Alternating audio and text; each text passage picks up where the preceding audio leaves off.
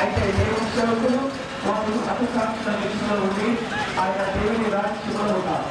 శాసనటువంటి భక్తుల వైద్యంలో దేవుని ఆత్మతో నిండుకొని ఆయనతో దర్శించేటువంటి వారితో ఆయన మాట్లాడినప్పుడు దేవుని ఆత్మ ఆయనను ప్రేరేపించిన దాన్ని బట్టి ఎవరు కూడా ఆయనను ప్రేరేపించినటువంటి ఆత్మ లేక ఎదిరించలేక వారు ఆయన మీద ద్వేషము పెంచుకుని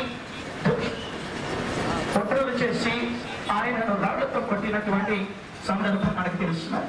అయితే స్టెఫను రాళ్ల చేత కొట్టబడి చనిపోయినప్పుడు ఆయన దర్శనమును చూస్తూ యేసు ప్రభువారు తండ్రి కుడి పార్శ్వన ఆసీనుడై చూచారు.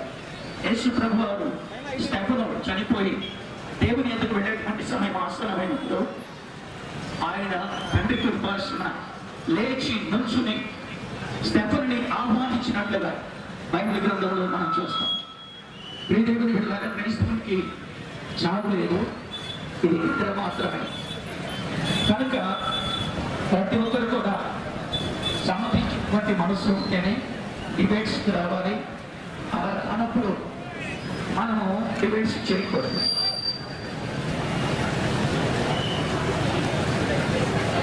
మతం జలసి ఇస్తుంది. మనిషి మతాన్ని కడతాడు, దేవుడు మనిషిని కడతాడు. మనిషి మతాన్ని కడతాడు,